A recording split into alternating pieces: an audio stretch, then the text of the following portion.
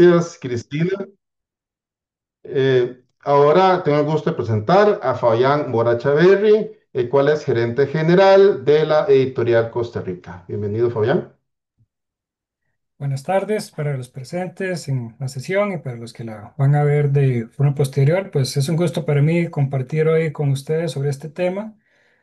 Mi intención es poder aportar quizás más desde la perspectiva de lo que está ocurriendo en las organizaciones o al menos por la experiencia propia, porque este es un tema que hay extremos, ¿verdad? Ya estamos hablando, como lo decía André en la introducción, de lo que puede causar el sobreuso, por así decirlo, de la herramienta o de la inteligencia artificial. Ese sería un extremo, pero también tenemos todavía personas, estudiantes y que pertenecen a las empresas que no han comenzado con el uso, ¿verdad? Entonces, es una amplitud de situaciones actuales que se viven en las empresas, lo cual pues representa un desafío bastante importante. Totalmente de acuerdo. Y cómo estas brechas entre personas que lo utilizan y los que lo utilizan y los que no se pueden ir acrecentando. Bienvenido, Emanuel Ramírez Valverde, Business Process Optimization Manager en Lion Resources. Bienvenido. Buenas noches, muchas gracias André, buenas noches a los demás compañeros y también muy contento de estar acá. Creo que para nadie es un secreto que todo este tema de inteligencia artificial vino a romper el status quo y me gusta tener que estar en estos espacios viendo cómo nos tenemos que adaptar a estas nuevas tecnologías, viendo cómo es que tenemos entonces que también ir definiendo cuáles debería ser este mejor uso, en dónde tal vez puede ser que no lo estamos utilizando como deberíamos. Entonces, muy contento de estar acá. Muchas gracias, Emanuel. Y finalizamos en esta presentación con David Hein, Data Engineer en Boston Tech. Y bueno, muchas gracias. Es un placer estar en este conservatorio. Durante algún tiempo he venido observando sobre el pensamiento humano en la era de la inteligencia artificial, ¿verdad? Y dentro de esas observaciones veo algunas cosas que normalmente se quedan incluso por fuera y que lo iremos comentando durante el transcurso del conversatorio, como por ejemplo los sesgos que pueden existir, el desempleo que va a generar la inteligencia artificial. De estos sesgos, el daño particular en el desempleo que ya de todos modos sufren los más pobres, las mujeres y algunos otros grupos ya vulnerables de por sí, donde la inteligencia artificial mal enfocada podría venir a colaborar en el detrimento de la calidad de vida de las personas. Es un placer de nuevo estar acá y pues esperamos conocer y discutir ampliamente el tema. Perfecto, David, muchísimas gracias. Y ahora le doy la palabra a Ana Beatriz, pues nos va a ayudar justamente con ponernos en contexto de bueno, lo que está viviendo, lo que está pasando a nivel organizacional y por qué es tan importante esta discusión que empezamos hoy, pero que estoy seguro que aquí no va a terminar definitivamente. Hay mucho que tiene que cortar al respecto, máxime por la evolución que eso está teniendo, la evolución constante. Entonces, Ana Beatriz, adelante, por favor.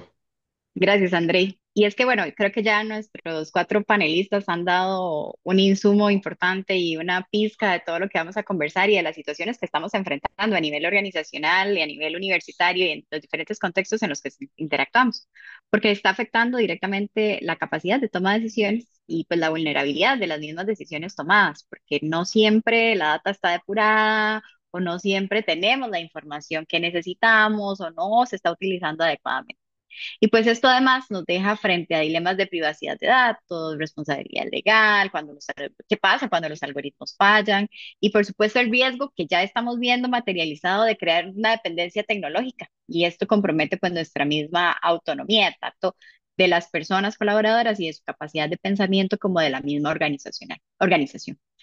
La experiencia universitaria ha sido un espacio donde también se convierte como en un laboratorio para entender estos desafíos, porque hemos visto muchos estudiantes que pueden y que se ven dependientes 100% de herramientas de IA para poder escribir, para analizar, que es mucho de lo que plantea incluso el artículo que fundamenta este espacio, pero también hemos visto a algunos otros que entienden cómo utilizar las herramientas y que a partir de esto también pues colaboran y se hacen mucho más productivos y generan muchísimo mayor valor porque entienden cómo funciona.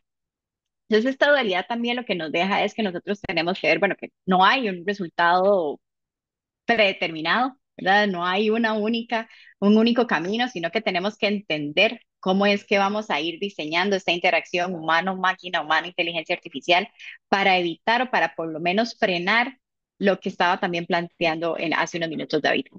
Un enfoque ético y estratégico es una necesidad que tenemos ya las organizaciones, independientemente del área en la que trabajemos, porque la incorporación de la IA sin marcos éticos claros y sin educación al respecto, lo que puede hacer es que estemos de cara a riesgos reputacionales, legales, operacionales, que podrían afectar directamente pues, la continuidad del negocio.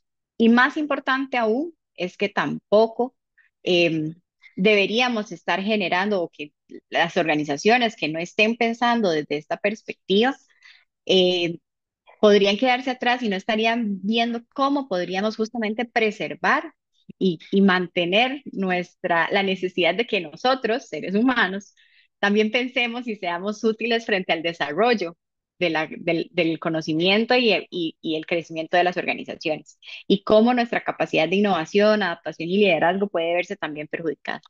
Así que creo que no se trata de resistir el cambio, sino de más bien dirigirlo conscientemente hacia un futuro que en realidad valore esta eficiencia tecnológica, pero también valore y potencie la capacidad y nos haga a nosotros también muchísimo más capaces de aprovechar el tiempo y los recursos y que sigamos siendo la inteligencia humana la que prime y la que priorice dentro del trabajo humano, en las decisiones, en las organizaciones en las que interactuemos y en las que formamos parte hoy en día. Así que este espacio creo que es fundamental para que no es que no se esté hablando, pero que queremos nosotros también desde AGM, desde el programa de posgrados de la Escuela de Administración de la UNA, pues seguir hablándolo y seguir promoviendo para que no sea simplemente, uy, mira, está esta herramienta o está esta otra, utilicémoslo, sino es, bueno, ¿qué pasa si la usamos? ¿Qué pasa si no la usamos? ¿Qué condiciones tiene la organización y qué capacidades y condiciones tengo yo para poder utilizarla de una manera consciente y ética?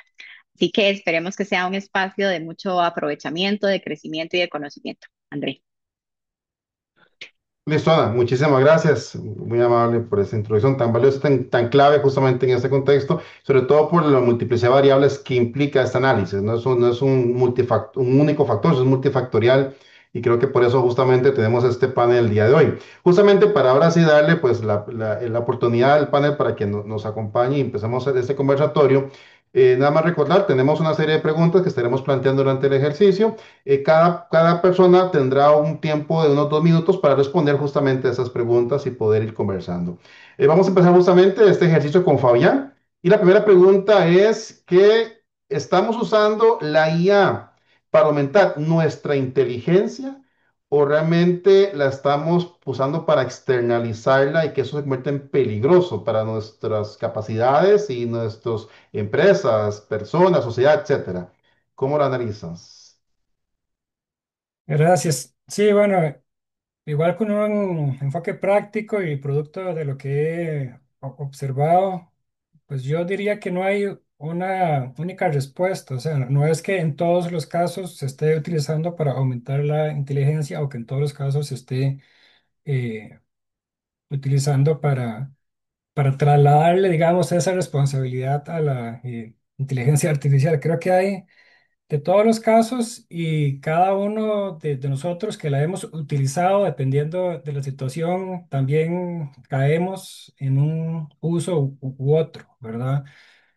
Eh, Creo que aquí es importante un poco lo que decía Ana Beatriz, ¿verdad? Tal vez ver este tema desde una perspectiva más general, no preocuparnos tantísimo por cuáles herramientas nuevas hay, cuáles aplicaciones nuevas hay, sino inclusive a nivel individual, cuestionarnos de qué manera estas herramientas pueden ser útiles para mí, cómo me enfrento yo ante las herramientas, cuál es el uso que le quiero dar, ¿verdad? Y tal vez que cada uno de forma individual se haga esas preguntas y que las respuestas lo vayan guiando en el uso de la herramienta. A ver, yo he visto casos donde, por ejemplo, se contrata a una empresa externa para que haga un trabajo, por ejemplo, el de diseñar campañas de redes sociales. Y cuando uno recibe la propuesta de la empresa, está completamente claro que fue hecha con inteligencia artificial al punto que ni siquiera cambian el formato, ¿verdad? Ya cosas muy obvias. Entonces ahí uno diría que ahí pues es un tema de que se está externalizando no solo la inteligencia y la creatividad, sino parte de la responsabilidad por la cual se está contratando a una empresa, ¿verdad?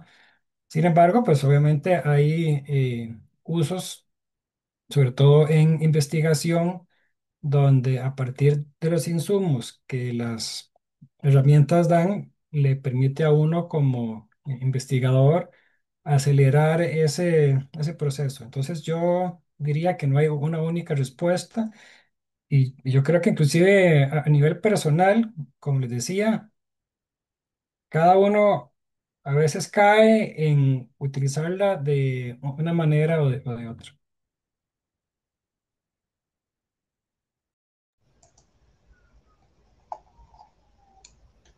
Gracias, Fabián. Desde la perspectiva de talento, ¿verdad? Porque evidentemente mucho se ha hablado de cuánto evoluciona la inteligencia artificial y cuánto más generativa es, etcétera. Pero desde el frente de personas, ¿verdad? Es clarísima la necesidad de acercar este tema todavía más. ¿Por qué? Porque el estudio señala que la mitad de las conexiones cerebrales las estamos cediendo a la inteligencia artificial. Y ahí entonces tenemos una gran y urgente señal, ¿verdad? Estamos externalizando la parte creativa que es esencialmente humana a la inteligencia artificial. Y efectivamente uno en el plano de la investigación, en el plano de la consultoría y en el plano de la docencia, ve cómo esta dependencia es un patrón que ya está siguiendo el cerebro, ¿verdad? Sabemos que el cerebro sigue patrones, ¿verdad? Porque el cerebro le encanta repetir acciones, ¿verdad? Fisiológicamente esto se ha demostrado, entonces el cerebro se está acostumbrando a seguir un patrón de consulta. Y lo grave de todo esto es que cuando hablamos del enfoque personas, no podemos aislar el tema tecnológico. Tenemos una gran cantidad de personas que hoy trabajan de forma aislada de sus casas, hoy no tienen una comunidad o una red y entonces el vínculo con el chat está creciendo tanto incluso a nivel emocional. ¿Verdad? Es alguien al que le cuento mis problemas, al que le hablo de una forma amigable, ¿verdad? Y es que paradójicamente algo que no es humano está configurado incluso con temas de seguridad psicológica, donde a todos nos dice que está muy bien, ¿verdad? Y nos presenta una idea diferente de una forma muy amigable, no nos critica, no nos señala, entonces tiene todos los componentes perfectos para que le cedamos gran parte de nuestro trabajo, nuestra creatividad y nuestro tiempo. Entonces, aquí el tema es encontrar esos patrones y de una forma inteligente estructurar una nueva forma de usarlo. Y cierro con algo que siempre le digo a estudiantes y a mis clientes, nunca la pongamos al frente, en todo caso al lado, ¿verdad? Usualmente atrás. Primero nosotros y después ella, ¿verdad? Porque sin lugar a dudas existe un conjunto de temas de bienestar, de conexión emocional, de seguridad psicológica, que la inteligencia artificial lo maneja muy bien cuando eran temas esencialmente humanos. Y ahí el peligro se vuelve 3 o 4 veces más grande. Gracias, Cristina.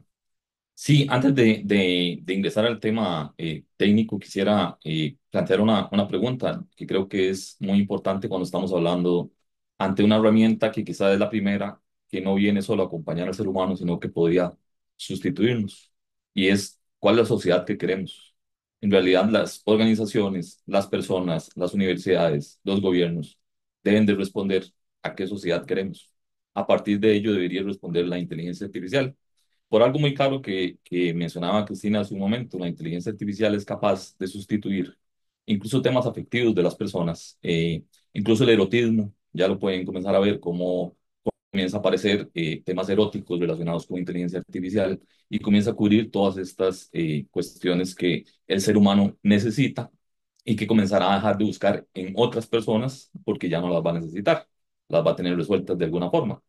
Esto me lleva a pensar qué va a ser del Ágora, qué va a ser de cómo nos imaginamos, por lo menos la sociedad occidental, y cómo va a variar por medio de la inteligencia artificial, ¿verdad? Donde vemos reducidos estos espacios de interacción entre las personas. Lo podemos ver en espacios como la política, donde la gente ya es incapaz de debatir una idea sin atacar a al contrincante, no debate un argumento.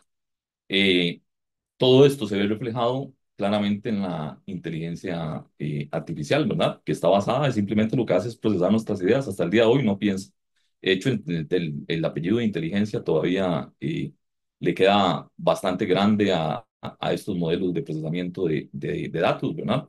Que procesan grandes cantidades de datos, pero que hoy sí están en la posibilidad de sustituirnos en muchos de los campos. Ahora, en cuanto hay varios temas, vamos a ver. El primero, la externalización ya se ha dado incluso naturalmente, ¿verdad? Evolutivamente.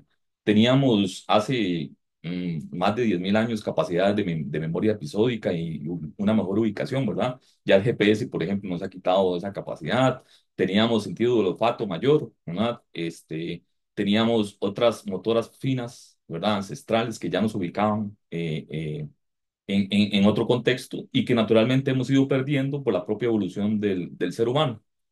Esto me lleva ahora sí a lo técnico. Vamos a ver el problema de la externalización o no, el uso o no de la herramienta. No, siempre y cuando de momento que no piensa, haya una verificación constante de lo que se hace con esos datos, ¿verdad?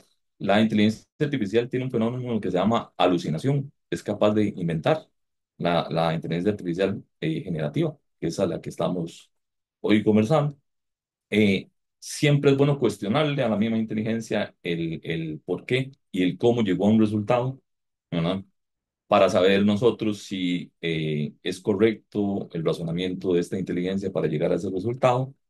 De momento lo podemos ver como un complemento, todavía no es un sustituto totalmente del ser humano, sin embargo, comienza a perfilarse como un posible sustituto y rápidamente les hago este ejercicio. Imaginemos un planeta donde la vida haya evolucionado a partir del silicio y no del carbono. Es físicamente posible, ¿verdad? Entonces, solo no existe en nuestro pensamiento del antropoceno, ¿verdad? Pero eso es totalmente factible y la inteligencia artificial podría llegar a superarnos en algún momento. Y la capacitación continua, digamos, la gente está siendo impactada por la inteligencia artificial, la utilice o no la utilice, ¿verdad? El creer que yo no utilizo la inteligencia artificial o que no la sé utilizar no me impacta, en realidad me impacta mucho. Significa hoy una fuente de poder y no solo quien la sabe utilizar, sino quien la controla, controla el poder. Sí, yo creo que ahí también estoy muy alineado con lo que mencionaba Fabián de que depende de cómo uno vaya a utilizar este tipo de aplicaciones. Y les doy un ejemplo. Estábamos trabajando en la empresa en crear una herramienta para gestionar los proyectos. Tenía que hacer el manual de usuario. Eso no es muy fuerte, porque ahí de hecho en el estudio mencionaban que la capacidad, la conectividad cerebral había disminuido. Entonces, tenía que hacer este manual de usuario. Probablemente si estuviera conectado a eso, de ahí, si yo hubiera tenido que hacer solo, hubiera estado ahí a full, hubiera explotado y hubiera durado varios días haciendo eso.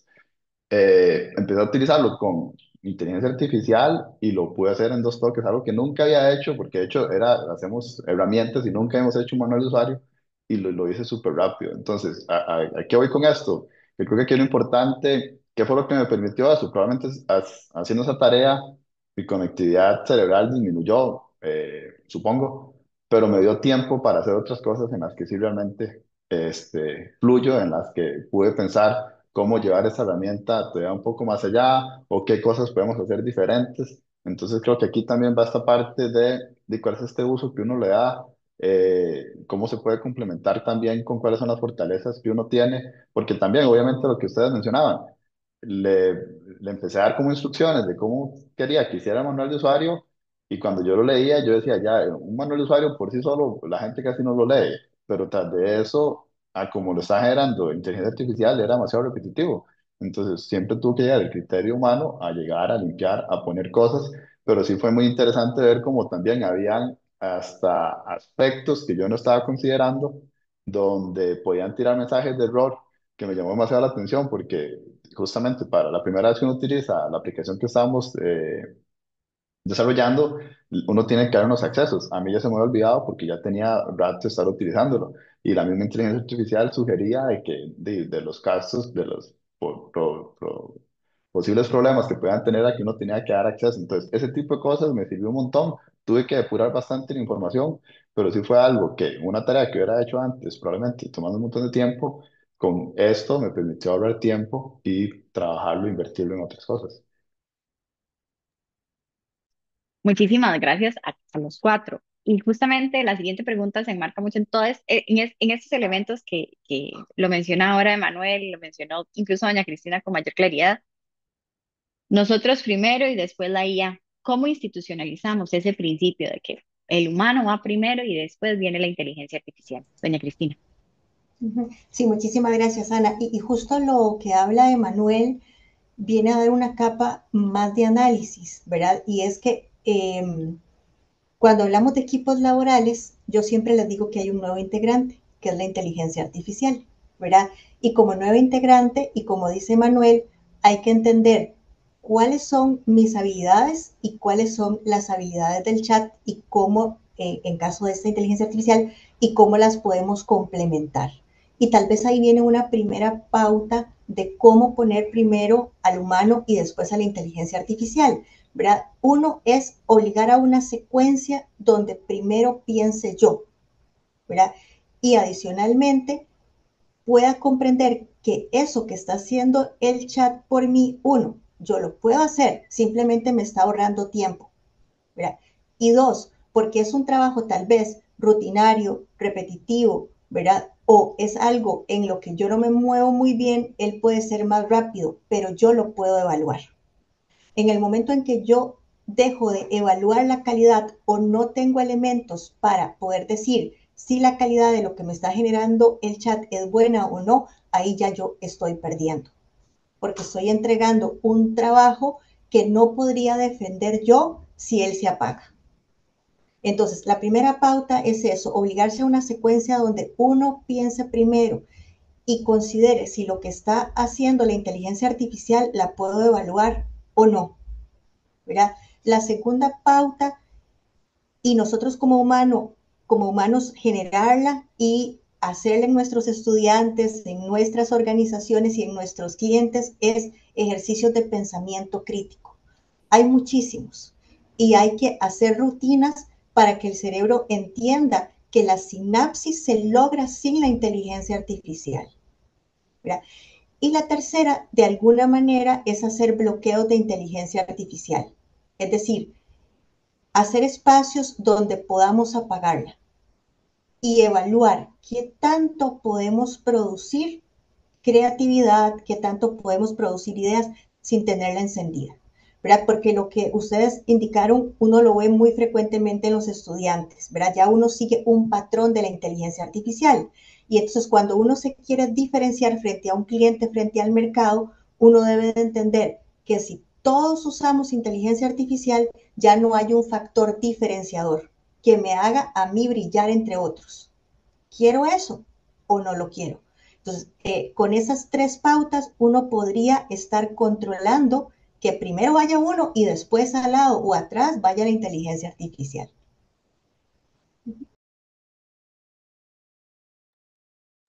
David, no Claro, sé doña cómo, Cristina. cómo siente usted este tema. Sí, mira, yo quisiera ser tan optimista, pero lo cierto es que la creatividad, el pensamiento crítico viene muriendo desde antes de la aparición de la inteligencia artificial. Lamentablemente, como sociedad hemos dejado de invertir en la capacidad de las personas de tener pensamiento crítico, de desarrollar el pensamiento lateral y otro tipo de pensamiento mucho más elemental como el simple hecho de tener un dictado, ¿verdad? Que países como Francia tuvieron que volverlo a implementar, dado el hecho de que las personas ya no podían escribir ni siquiera correctamente al llegar a un grado universitario. Entonces, quisiera ser tan optimista de pensar que uno pudiera dejar de lado la inteligencia artificial solamente y esto haría que el pensamiento crítico regresara, ¿verdad? Pero tal parece que no es así y por eso ahora planteaba, ¿verdad? Debemos primero preguntarnos qué sociedad, qué organización queremos, ¿verdad? Qué universidad, qué país, etcétera, queremos para poder darle un uso a las herramientas. ¿Por qué poner el ser humano primero? Bueno, para nosotros parece ser muy obvio, ¿verdad? De eso depende la especie, de eso depende que sobrevivamos en todo sentido siempre, que la especie esté primero, el ser humano esté primero ante cualquier cuestión. Es una cuestión de vida o muerte, si lo queremos ver así, ¿verdad? Es una cuestión de supervivencia. El tema que me causa un poco de ruido es cómo generar siempre ese pensamiento crítico, ¿verdad? Y por eso ahora mencionaba el tema de estarle cuestionando siempre a la inteligencia artificial lo que hace. Cada vez va a ir siendo con mayor capacidad de sustituir lo que nosotros hacemos y cada vez vamos a ir desarrollando hardware con mayor capacidad que soporte todavía modelos más potentes que los que tenemos ahora donde sustituyan cosas muy complejas. Entonces, yo no plantearía si en la organización debería estar primero el ser humano o la inteligencia, sino el fin como último siempre debería ser el ser humano. Porque yo podría empezar una tarea con la inteligencia artificial. Hay una serie, por ejemplo, analizar una cantidad enorme de información es imposible que la realice una persona, por más de buena intención que tenga. Entonces, lo que habría que decidir es, en pos de cómo el ser humano siempre esté primero, cuál es el orden que debería de llevar en una tarea la participación de la inteligencia artificial o la participación de la inteligencia humana. Al día de hoy, considero que la inteligencia humana es la que debe tomar la última decisión, sobre todo en cuestiones estratégicas, en políticas país, en políticas de Estado, en temas de contratación, en temas que tienen que ver con grupos vulnerables, de género, migraciones, etcétera, y no dejarlo aún a temas de la inteligencia artificial para que el ser humano esté primero. Y que con ese tema, David, justamente se me viene a la mente un caso, el año pasado se desarrolló una herramienta de manera intencional, se creó un escenario, era para poder reemplazar un proceso que era todo a través de correos electrónicos. Se definen escenarios, salen más de 47 escenarios, aún así dejamos uno que era otros requests, que de ahí la gente escribía lo que quería. Ya después como de un año estar utilizándolo, tenemos más de 5.000, 6.000 casos donde los clientes están utilizando ese escenario, están poniendo un montón de información ¿cómo queríamos revisar eso? Anteriormente hemos tenido que empezar a leer y tratar de categorizar. Eso fue algo que fue súper sencillo, cargar el archivo, decirle sí, créeme, lea estas columnas, cree categorías y justamente con ese criterio de las personas se lo llevamos a los expertos y ellos nos dicen, de hecho, ahí la inteligencia, que era también lo que decía Cristina, la inteligencia no está consolidando, o sea, ya yo sé, porque ya también, y obviamente ellos son los que procesan esa información, que hay ciertos escenarios, hay ciertos other requests de tal información que son voluminosos que deberían de estar en una categoría. Entonces, fue un ejercicio donde, como en 5 minutos, inteligencia artificial pudo crear estas categorías, se revisan con los expertos, ellos mismos me dicen, no, aquí hay tres, cuatro categorías. Estas me parecen súper valiosas, que efectivamente tienen sentido. Hay otras que las está mezclando y está leyendo otro tipo de información y las está metiendo en una que no debería.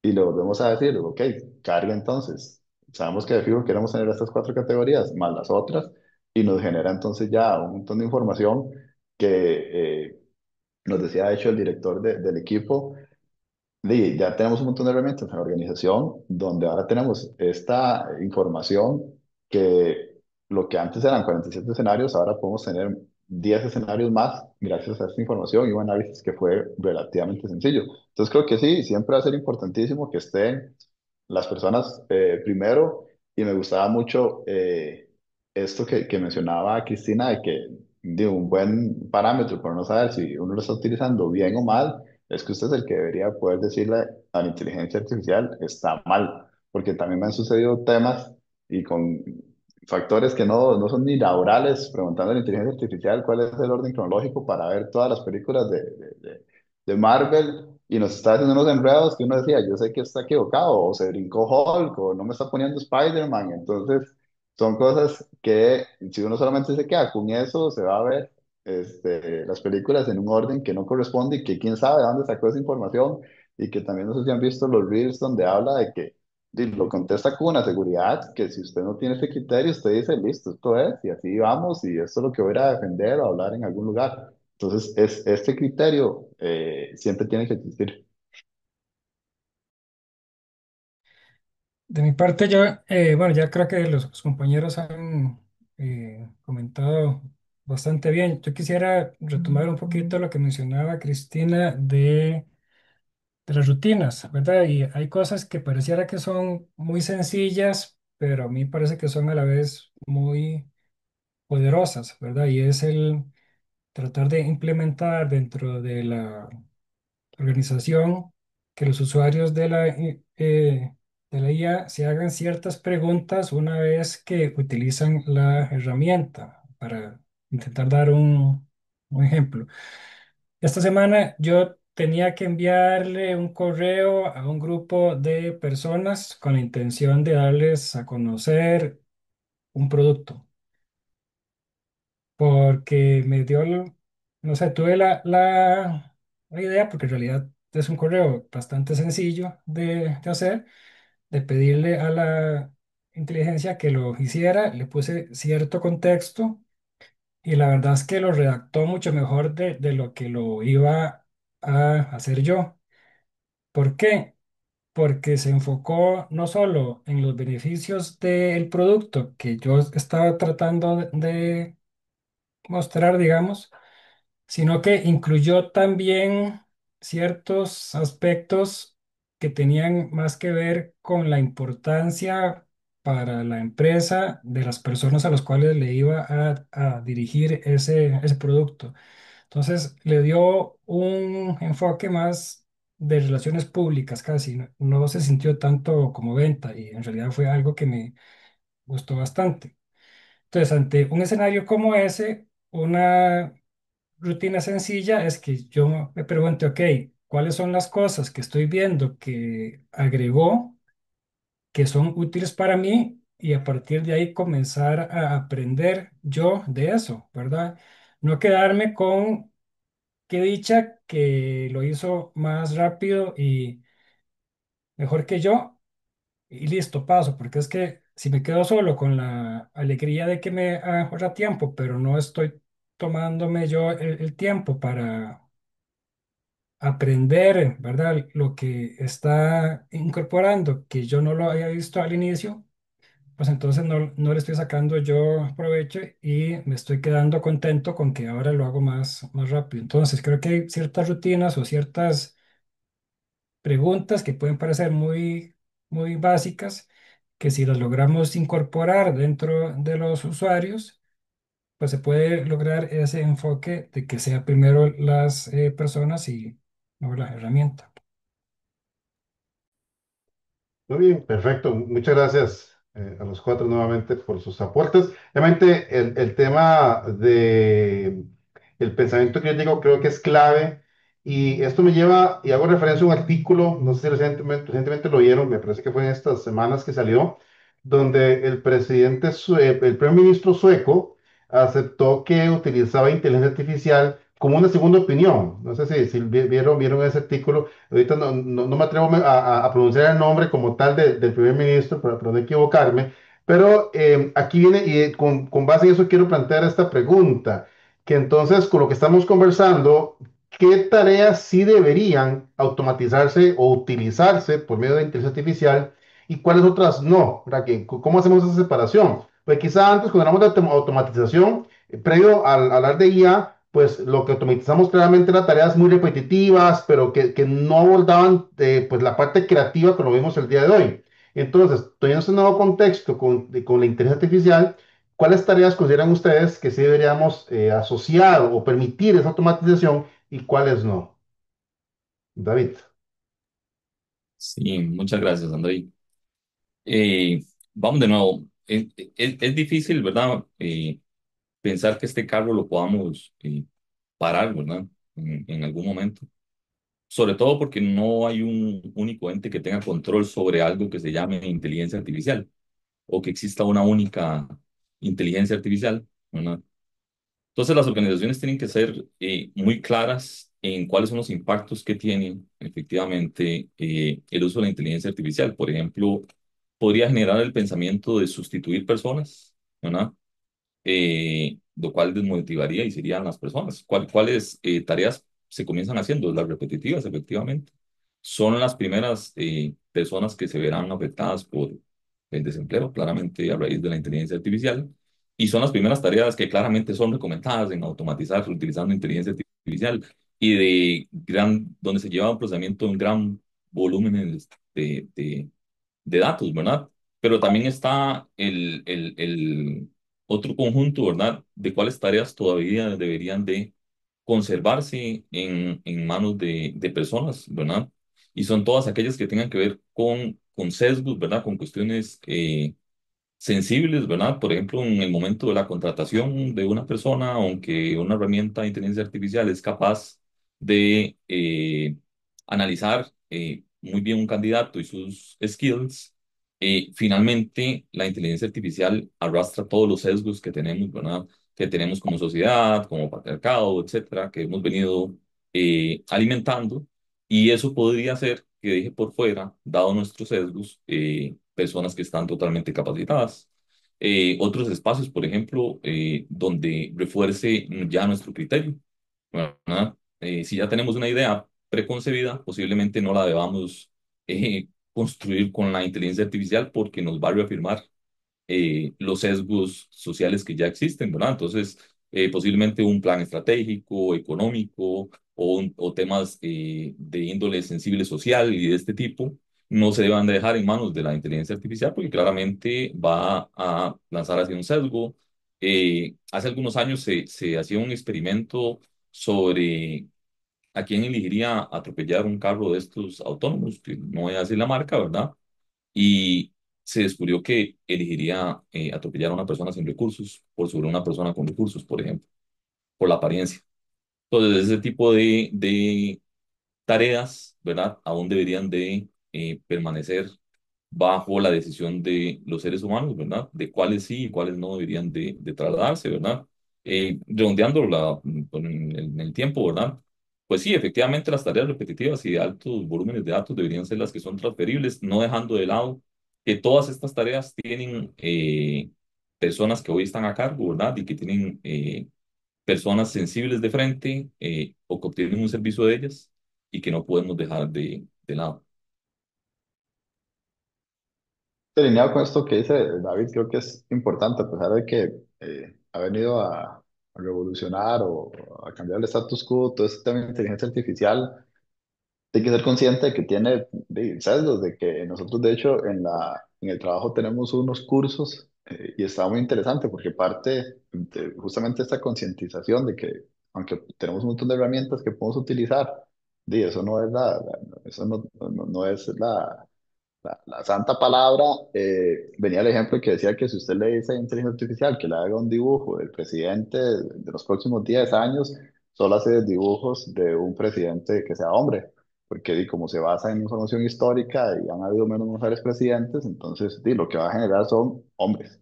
Entonces, este criterio que siempre tenemos que tener va a ser bien importante. Con el tema de las tareas, yo siento que bajo esta línea de pensamiento donde todos tenemos inteligencias distintas y por ende también oportunidades o debilidades. Yo creo que a mí por lo menos me ha funcionado tratar de estas áreas débiles, como lo que les decía, de crear este manual de guía, de cómo utilizarlo, el tema de redactar correos. Y eso es algo que funciona, yo he visto que eso funciona bastante bien. Hay gente que más bien puede escribir un correo muy fuerte y entonces con inteligencia artificial uno le puede decir, ayúdeme a que esto sea un poco más polite o más bien yo escribo uno que está demasiado amigable y yo necesito mandar un mensaje más fuerte, entonces ayúdeme, pero creo que es esta parte donde digo, uno siempre genera primero este correo inicial y ya después entonces le dice, listo, ayúdeme a modificarlo. Porque también se habla mucho de que entre más contexto le dé usted a la aplicación, más certero va a ser. A mí me ha gustado y estoy tratando de explorar todo este tema de inteligencia artificial. Sin embargo, a veces me he visto dándole tanto background que yo digo, ya lo hubiera hecho yo en lugar de estar dándole tanta información. Y entonces es donde uno cambia y digo, no, mejor voy a hacerlo y digo que me lo evalúe o que me lo rete o que me lo corrija, pero termino porque me empieza a dar respuestas que digo, no, esto no me sirve, uno está tomando en cuenta esto, no está tomando, y ahí es donde uno también dice como, yo puedo hacerlo, mejor lo creo y que me lo corrija. Entonces, para mí iría como por ese lado, tratar de utilizarlo en estos aspectos que todos tenemos distintos, de como estas áreas de oportunidad. Sí, completamente de acuerdo. Creo que por lo menos en mi experiencia también algo que me ha ayudado mucho es la parte esta de que toma notas de las reuniones virtuales, porque antes eso a mí o a otras personas le consumía mucho tiempo de ir anotando lo que se acordó, luego enviar un correo con la minuta, luego hacer seguimiento. Ya ahora eso queda en el momento que la sesión termina, ¿verdad? Y la verdad es que es una transcripción, es que ya no solo es transcripción, sino que incluye los acuerdos, los pendientes y los responsables, ¿verdad? Eso a mí me ha servido mucho. Yo también coincido con que en el procesamiento de datos también hay que tener ciertos cuidados. Igual uno sabe que pues va mejorando con el paso del tiempo, pero les cuento así rápidamente una experiencia. Yo este año llevé un curso de metodología cuantitativa en un programa de doctorado y estábamos haciendo unos ejercicios con un software estadístico, ¿verdad? Que es especializado para ese tema.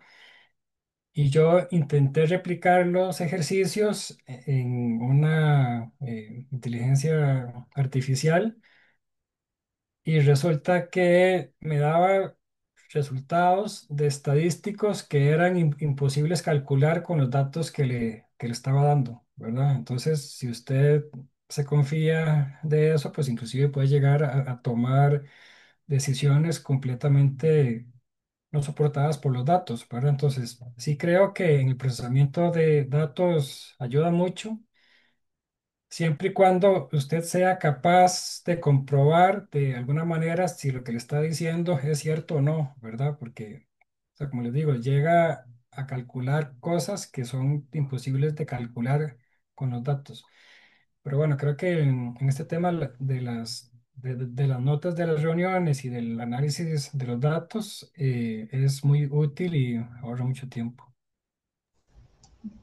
Gracias, Fabián. En realidad creo que han mantenido una misma línea que es la que comparto, ¿verdad? Que tareas repetitivas claramente o abrumadoras sin valor, ¿verdad? Uno las puede entregar y no habrá sustituto del juicio ético, de la creatividad y del pensamiento estratégico, ¿verdad? Sin embargo, dado que estamos tan alineados, quiero aprovechar el espacio para dos temas claves.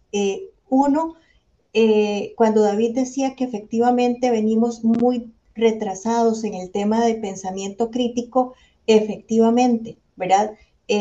Cuando empezamos a trabajar el tema que a mí me apasiona, que es el de generaciones, leí que una psicóloga en Estados Unidos empezó a hacer una prueba donde le pedía a diferentes generaciones que agruparan por color y por forma, ¿verdad? Ciertos elementos, triángulos verdes, cuadrados morados, etcétera.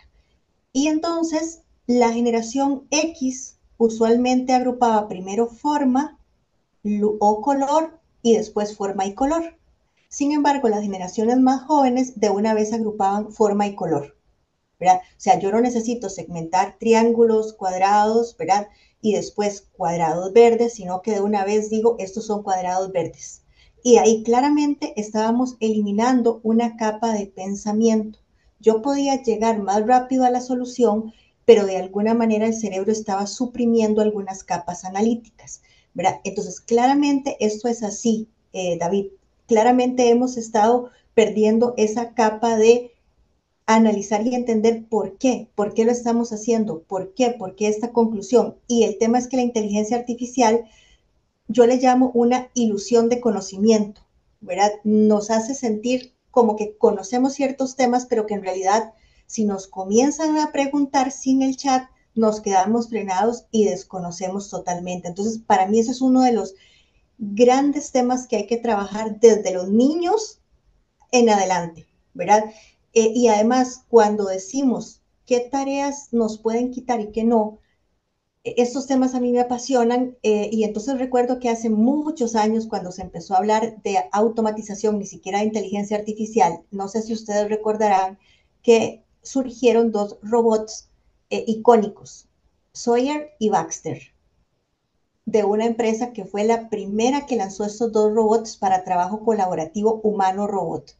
Y entonces empezaron a decir que estos dos robots iban a quitarle el trabajo operativo a las fábricas. ¿Qué sucedió? Que vino la inteligencia artificial, vino la RPA que le quitó el trabajo a ellos. Y hoy Sawyer y Buster no existen, ¿verdad? Sin embargo, se decía, bueno, ellos van a hacer tareas de fábrica. No, después vamos a hacer tareas administrativas y ahora están en una capa de co-creación con nosotros. Entonces, el entender qué tareas vamos a entregar, hay que tener mucho cuidado, porque les digo, en mi área de trabajo hay mucha creatividad de por medio y yo he puesto a prueba la inteligencia artificial y es muy creativa. Entonces hay que trabajar en eso y hay que como seres humanos adelantarnos a algunas premisas que surgen y que no necesariamente son ciertas. Entendamos cómo podemos como humanos ponerla al lado y nosotros al frente. Muchísimas gracias. Y creo que justo lo que mencionaba hace unos momentos David, ¿verdad? De que el pensamiento crítico viene muriendo desde hace tiempo y desde antes de la IA y los ejemplos que nos da ahora doña Cristina, nos dan una buena introducción para la siguiente pregunta, porque entonces, ¿cómo hacemos para regresar a eso? ¿Verdad? De pronto ya no hay un paso atrás, ya la inteligencia, ya no hay freno, vamos y vamos a seguir adelante, pero ¿cómo evaluamos si estamos realmente entonces cultivando ese talento crítico o si los estamos haciendo dependientes a nivel cognitivo de la inteligencia artificial? ¿Y qué estrategias entonces podemos hacer? Ahora doña Cristina nos daba todo un paso a paso para poner primero la IA, pero entonces, ¿cómo hacemos para regresar a, pensemos, comentemos ese talento crítico, ese pensamiento crítico y después entonces vemos cómo utilizamos la IA? De hecho, ahora Cristina mencionaba el tema de, creo que fue Cristina, la de cómo apagar espacios, hay en espacios donde se apaga el AI. Eh, de hecho, tratando algo personal y que es bastante curioso, pero yo estoy tratando de apagar espacios no solo de AI, sino hasta el celular. Entonces, tengo un hijo de 6 años donde estamos ya ahora teniendo como una costumbre que los fines de semana vamos el sábado o el domingo a comprar pan, vamos caminando. Entonces, ese rato que voy sin celular es interesante porque creo que este tema de la dependencia, y nosotros, me parece que desde hace rato somos dependientes de un montón de aspectos tecnológicos como el celular, uno estar sin celular en algún lugar ya uno se siente rarísimo, pero entonces este espacio de ir, caminar, hablar, estar realmente presente, estar viendo, a veces vamos hablando, a veces no hablamos, creo que esas son cosas que realmente lo vuelven a uno como hasta raíces yo estoy ahí presente, aunque haya momentos incluso donde uno dice, aquí quisiera tomar una foto, a veces yo digo, algo pasa que quisiera tomar una foto, entonces digo, no, voy a tomar una foto mental, voy a tratar de recordar este espacio, voy a disfrutarlo, porque el momento en que saco el celular y todo, ya se pierde tal vez lo que está pasando. Entonces creo que eso es algo que es bien importante. Eh, y lo otro también que considero con todo este tema porque ahora son tantas, que me llamó mucho la atención un día que veía algo sobre este uso excesivo que podría tener y era que decían, he intentado utilizar esta parte de la de DALI y me ha costado un montón. De hecho, ya cada vez que quiero hacer una imagen no sale como que es algo que ya estoy descartando. Igual el trabajo no es como que lo necesito. Pero un día, de hecho, vi un video que decía, usted, el problema puede ser que esté haciendo los prompts malos. Entonces, pídale a ChatGPT que le cree un prompt para usted dárselo a Ale y que lo pueda. Entonces yo dije, esto ya estamos, ya están hablando entre sí.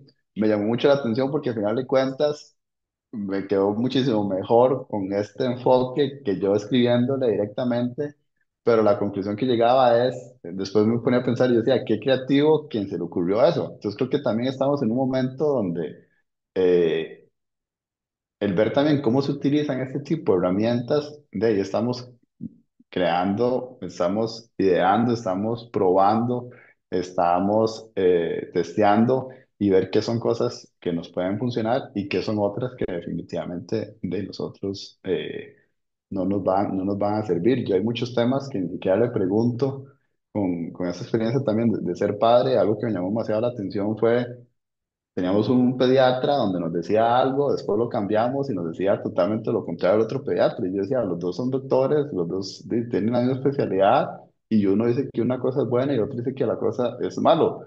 Entonces, ¿a qué fue la conclusión que llegamos? A esos temas yo, por ejemplo, ni se los pregunto a ChatGPT o cualquier aplicación porque creo que me va a confundir más. Y lo que hablaba con mi esposa es, yo creo que uno tiene que estar con un pediatra con el que uno considere que están en la misma línea de pensamiento, con los mismos valores, y ahí usted va a estar tranquilo, porque si yo estoy con un pediatra que me está diciendo que todo lo que estoy haciendo está malo y yo no quiero o considero o he leído otras cosas que demuestran lo contrario, digo, voy a estar totalmente insatisfecho. Entonces creo que también esos son el tipo de cosas que uno tiene que ir definiendo qué realmente quiero revisar ahí y qué otros temas voy a manejar totalmente distinto.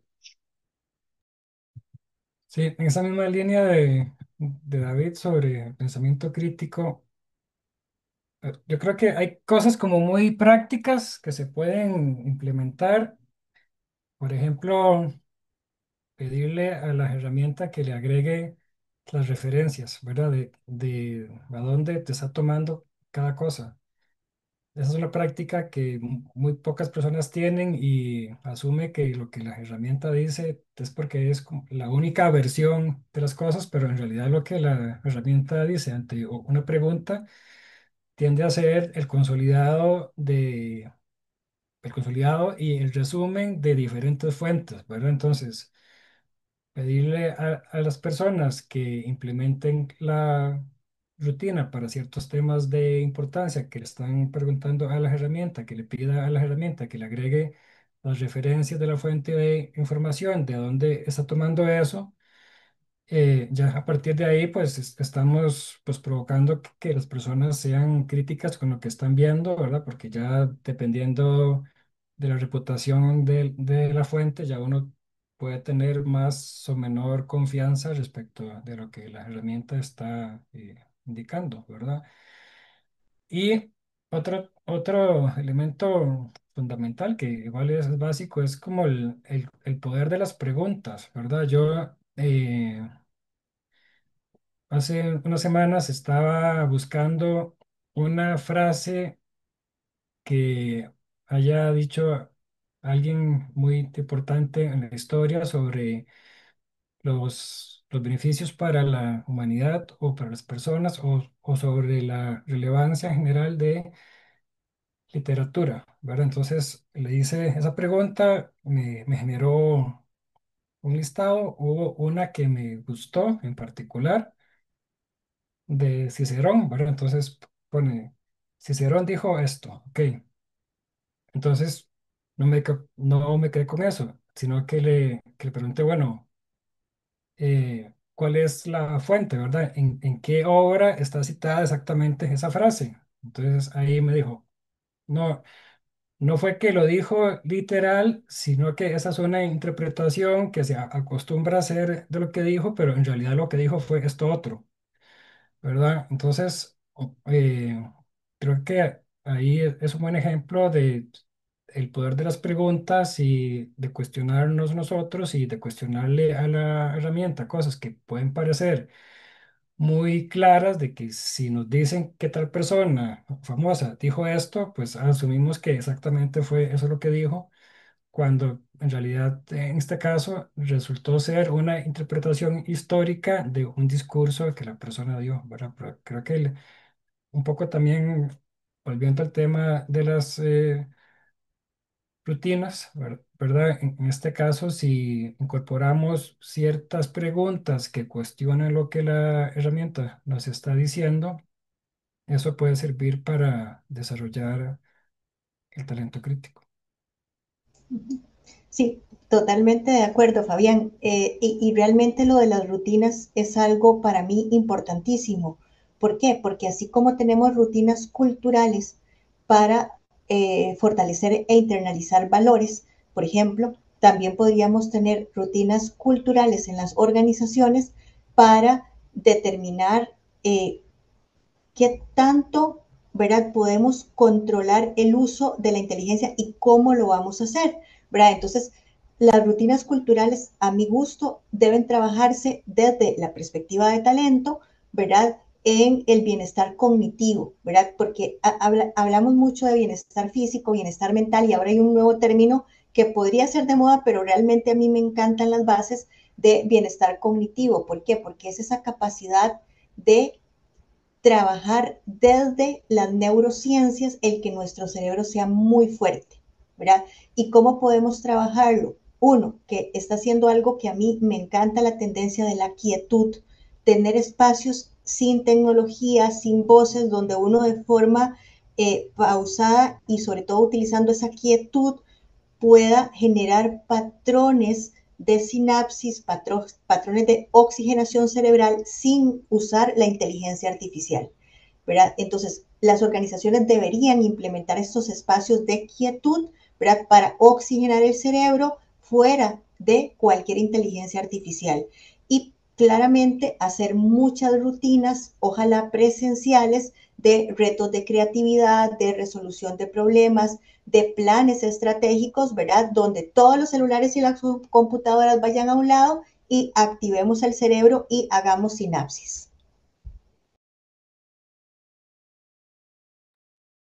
Gracias, Cristina. Bueno, yo en ese caso, ¿verdad? Quisiera devolverme un poco al tema de la educación, ¿verdad? Que me parece muy importante y que conforma a las personas que finalmente terminan en una organización. Yo quisiera poder competir con este aparato, pero lo cierto es que este aparato es más interesante que una clase que yo pueda dar, ¿verdad? Más interesante un video, algo interactivo. Incluso me es imposible ya ahora escapar al Kindle, ¿verdad? Aunque me encanta leer en papel, lo cierto es que cargar esa cantidad de libros me sería imposible, ¿verdad? Entonces, ya me es muy difícil escapar a la tecnología, de alguna forma, ¿verdad? Eh, Creo que tenemos que formar a la gente entendiendo que es una herramienta, ¿verdad? Que la tecnología es una herramienta. La inteligencia artificial viene a ser otra herramienta, por eso es tan importante imaginarnos la sociedad que queremos antes de imaginar cómo utilizamos la tecnología, porque eso va a definir cómo vamos a ser como una organización o como una sociedad. Nos imaginamos una sociedad donde la inteligencia artificial venga a darnos calidad de vida, a hacer un soporte en las tareas que hacemos como seres humanos, ¿verdad? Hay un artículo que leía donde se hablaba de la cantidad de riqueza que hay en el planeta y cómo es suficiente para cubrir todas las necesidades básicas que los seres humanos tenemos. Ojo, básicas, no la concentración de riqueza exorbitante que alguna gente tiene. Y cómo puede ser esta explotada, por ejemplo, utilizando la inteligencia artificial y que el ser humano se dedicara de nuevo al pensamiento y a otro tipo de actividades. Entonces, quienes tenemos que decidir cómo vamos a utilizar esa herramienta somos nosotros, ¿no? Las personas que hoy somos la generación que nos toca tomar decisiones, ¿verdad? ¿Por qué me iba al tema de la educación? Porque sinceramente la tecnología es muy atractiva, es muy difícil competir con ella. Creo que lo que hemos fallado es en incorporarla en los procesos de formar a las personas para que incluso cuando ya estén en una organización, vean esta como una herramienta, como un complemento y como una forma de aprender muy atractiva, pero no como aquella que le genera el pensamiento o sobre la cual soportar su pensamiento, ¿verdad? Como les mencionaba ahora en una de las preguntas anteriores, un problema muy grave que tiene la inteligencia artificial es que se soporta sobre el conocimiento que el ser humano desarrolla y este tiene grandes sesgos, ¿verdad? sesgos culturales, sesgos de género, sesgos de etnia, ¿verdad? Entonces comienza a tener una serie de problemas que si no emparejamos con una serie de valores de las personas, nos van a generar un problema, ¿no? No podemos obviarla, no podemos sacarla del todo, eh, tendremos que utilizarla y apalancarnos con la tecnología, porque lo cierto es que hoy, incluso antes de la inteligencia artificial, los que todavía en los 90 ya éramos adolescentes o casi adultos, no sabíamos todos los números de teléfono y en el 2000 todos se nos olvidaron, ¿verdad? Y no estaba la inteligencia artificial todavía como está hoy. Entonces hay un tema que tiene que ver con la tecnología de por medio, sí, pero hoy sería muy difícil decirle a la gente, mira, no utilices la penicilina y hacer tu sistema inmunológico más fuerte, ¿verdad? De ahí nadie te la va a comprar. Es muy difícil hoy que alguien nos compre, no utilices la tecnología y te vas a hacer más fuerte. Más bien lo que deberíamos de hacer es potenciar el uso de la tecnología en el bienestar del ser humano, en el bienestar de las personas. Y eso, por supuesto, pues las organizaciones buscan ganar dinero, pero también lo puedan hacer los gobiernos para generar políticas de bienestar. Y con esto no me refiero a que la inteligencia artificial piense la política, porque eso debe hacer las personas, sino que comience a generar valor agregado a lo que los seres humanos pensamos, ¿verdad? Y lo puedan hacer las universidades, y lo pueden hacer las escuelas y las organizaciones en todo nivel con tal de fomentar todo aquello que signifique creatividad, pensamiento crítico, ¿verdad? Toda esta parte reflexiva, la parte sensible, social, ¿verdad? De grupos vulnerables, de aquel que es diferente, de que alguien puede pensar distinto y no es mi enemigo, ¿verdad? Que no sea lo que la inteligencia artificial hace, que es reafirmar tu punto de vista. Y ese tipo de cosas son importantes siempre y cuando definamos qué es lo que queremos, ¿verdad? Como organización, como universidad, como sociedad en general, para poder definir cómo utilizamos esa herramienta. En realidad esa herramienta al día de hoy todavía no tiene vida. Hablamos como si la tuviera, pero en realidad no la tiene y ni siquiera tiene inteligencia todavía, ¿verdad? Entonces creo que todavía estamos en un momento donde la sociedad tiene que reflexionar hacia dónde quiere dirigirse y si quiere un modelo de sociedad de mayor bienestar para todos o quiere seguir por esta ruta de autodestrucción, de concentración de la riqueza y de un absurdo donde unos pocos se benefician de un enorme potencial que hoy sí es la inteligencia artificial, por ejemplo. Perfecto, David y compañeros. Bien, muy agradecido justamente por esta intervención. Vamos a pasar a una etapa de cierre y conclusión de este ejercicio tan valioso de análisis y valoración. Y les voy a plantear un reto para este cierre.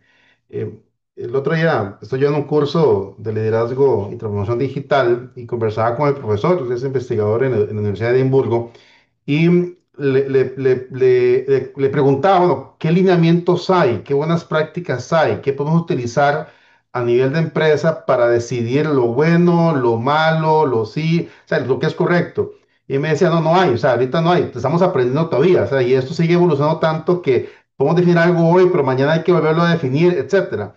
Entonces, a lo que llegábamos era a que esto debe ser una conversación franca y directa, institucional, empresarial, y que posiblemente será una discusión país importante también. Pero a nivel empresarial es una discusión, o sea, tenemos que sentarnos porque evidentemente la conclusión no va a ser no lo utilicemos, sino es decidamos internamente cómo utilizarlo correctamente. Entonces el reto que les quiero plantear para el cierre de esta conversación es, si estuviera en sus manos el implementar un lineamiento ético en las empresas donde ustedes laboran, ¿cuál sería ese lineamiento ético? O sea, quiere mirar a partir de mañana, para utilizar correctamente la IA, debemos implementar este lineamiento.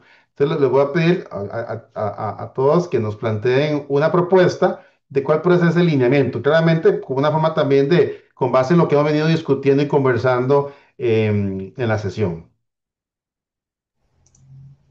Ok, bueno, yo creo André, que, perdón, perdón, creo que hay cosas muy prácticas, ¿verdad? Que se pueden hacer. Este tema que les decía del uso de las referencias. Pero más allá de eso, yo lo enfocaría de esta manera, y es la responsabilidad que asumen los que toman decisiones dentro de las empresas y las consecuencias que esas decisiones pueden acarrear tanto para la empresa como para las personas pues, que trabajan ahí, ¿verdad? Y si estamos tomando decisiones únicamente con base ya sea en datos o en información que la inteligencia artificial genera, no estamos abarcando apropiadamente nuestra responsabilidad como tomadores de decisiones. Entonces yo diría concretamente que no perder de vista los intereses, los gustos, las preferencias, las afectaciones que las decisiones puedan acarrearle a las personas, a las partes interesadas. Y por más sólido que se pueda ver una decisión o una justificación por lo que la herramienta nos diga, eso no nos exime de incorporar a actores clave en la toma de las decisiones. Gracias. De mi parte, creo que debemos arrancar claramente en momentos donde el ASG es un modelo que se abraza, que el uso de la inteligencia artificial sea parte de la gobernanza y que existan lineamientos éticos, ¿verdad? Y de cumplimiento organizacionales para utilizarla. Pero quizás el corazón de todo, y lo digo desde la perspectiva de talento, es poner a la persona en el centro de la organización, ¿verdad? Que eso es algo que se impulsa mucho, pero se hace poco. Y creo que el poner en el centro de la organización a la persona implica que logremos generar esos rituales culturales donde le demos bienestar cognitivo, donde le permitamos desarrollarse y donde le permitamos, por medio de las habilidades correctas, seguir creciendo y tener siempre la oportunidad, como dice uno de los objetivos de desarrollo, tener empleo digno, ¿verdad? Y para mí esos serían dos lineamientos centrales.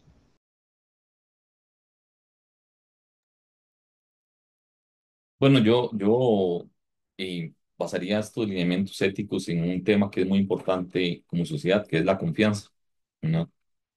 Y creo que debe ser un tema central incluso con el tema de la inteligencia artificial, ¿verdad? Y cómo le generamos a las personas efectivamente una vida digna, porque una confianza, por ejemplo, con el uso de la inteligencia artificial, las personas siempre deben de saber si están interactuando con una inteligencia artificial, ¿verdad? O con una persona. Eso debe ser clarísimo. Y la otra parte es la equidad. Debemos de asegurarnos de que toda aquella información que procese una herramienta que tengamos, eh, trate de eliminar la mayor cantidad de sesgos posibles, ¿verdad? Que no genere sesgos que perjudiquen a las personas en lugar de beneficiarlos o favorecerlos. Esto porque claramente las relaciones humanas se basan en esa misma confianza, ¿verdad? Si rompemos la confianza en la herramienta, es lo mismo que romper la confianza en la interacción con las personas, ¿verdad?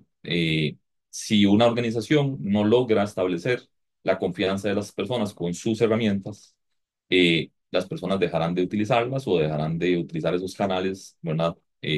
Para contactarse o para lo que sea que se utilicen esas herramientas. Entonces creo que si algo es importante en este tema y en todos estos ámbitos alrededor de la tecnología es siempre fortalecer la confianza hacia las demás personas.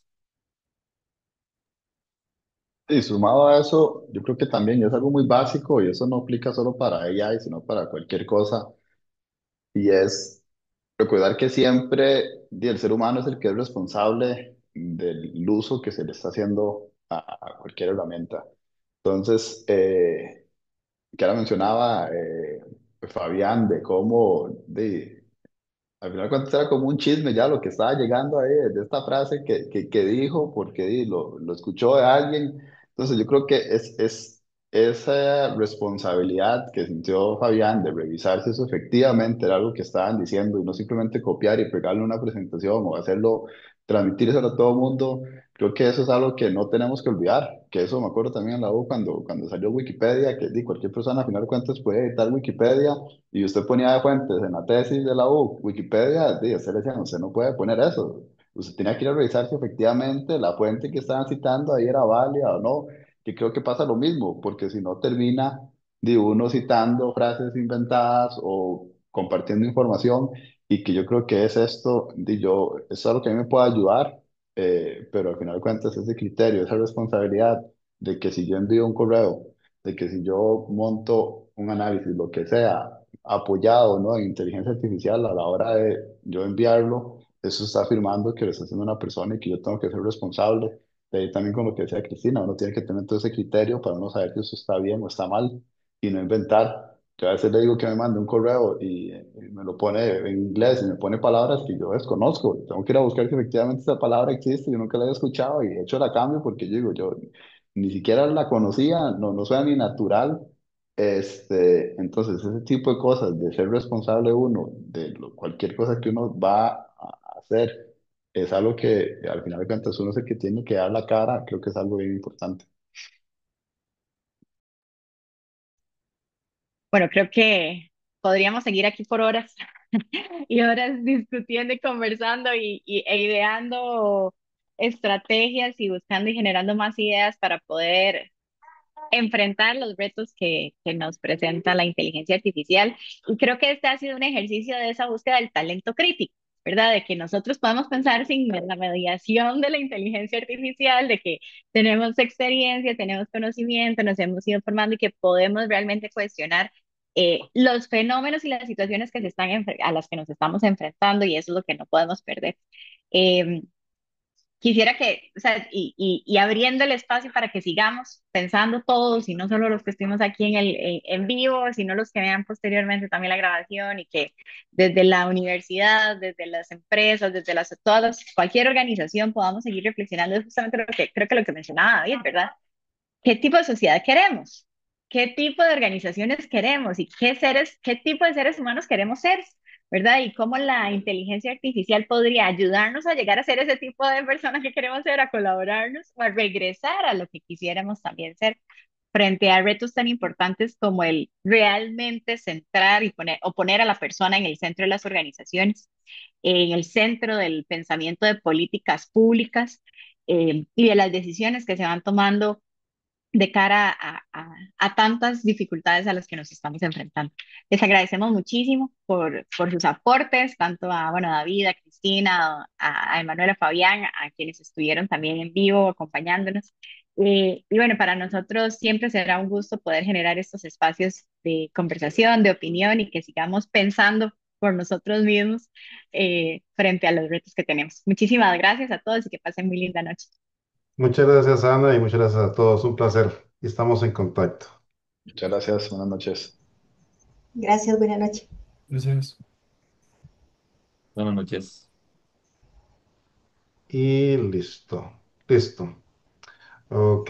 Pues, Ahora sí, ya finalizó la transmisión. Muchísimas gracias. Les disculpo del caso por el proceso inicial de inicio de la transmisión. Bueno, pues dicha se logró. Detrás de eso le decía a Ana Beatriz ahí entre mensajes que hasta se me fue la luz ahí un momento dado. O sea, hubo todo esta hora fue un poco, hora y media fue un poco tensa, pero bueno, se logró. Muchísimas gracias. Ha sido muy provechoso para mí y claramente para todos. Creo que todos aprendemos y es parte de lo que tratamos de promover. Muy amables. muy bueno, Osvaldo y muchas Alan, gracias por gracias. Gracias, unirse. un Gracias, Gracias. buenas gusto. noches, excelente. Gracias, Andrea y Ana, compañeros. Listo, un Hasta placer. luego. Buenas noches, Qué un gusto placer. compartir. Claro, Hasta estamos en luego. contacto. No es Hasta la luego. última. Ujú.